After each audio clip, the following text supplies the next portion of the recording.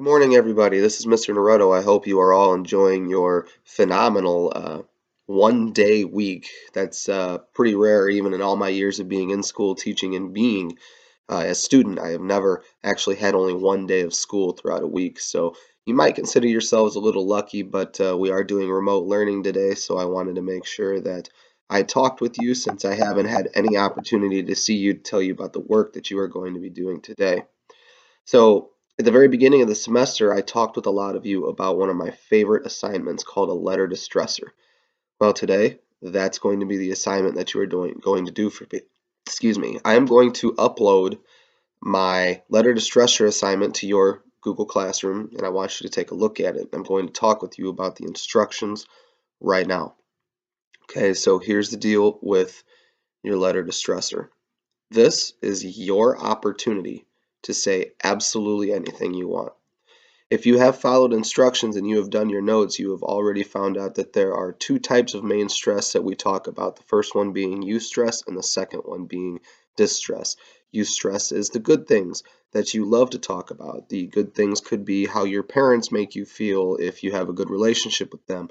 It could be your best friend, could be a girlfriend, comments, polite comments, those kind of things.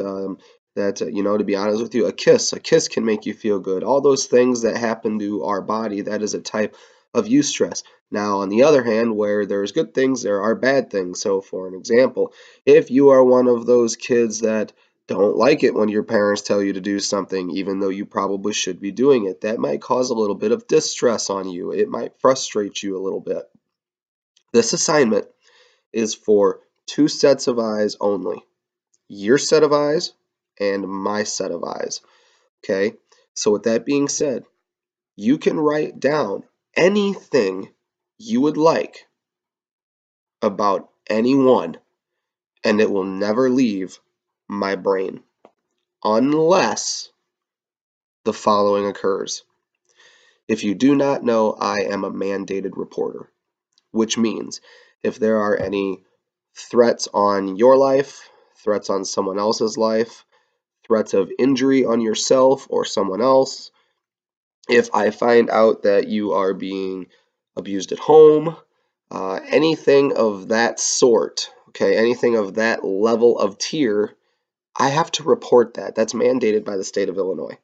So with that being said, if you wrote me something about that, I would take that to Mr. Graham and Major Giza, and we would take the appropriate means to relieve you from the situation that you are in.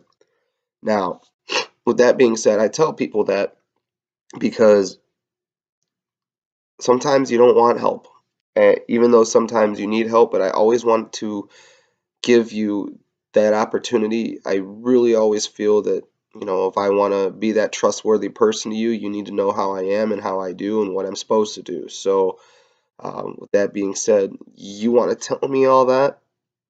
That's completely up to you. I'm going to help you to the best of my ability. But do not put anything in this paper that is detrimental to your health or someone else's health unless if you want something done about it, okay? So with that being said, if you want to rant and rave about someone that you don't like in school, that's okay. There is no bounds here except physical violence, okay?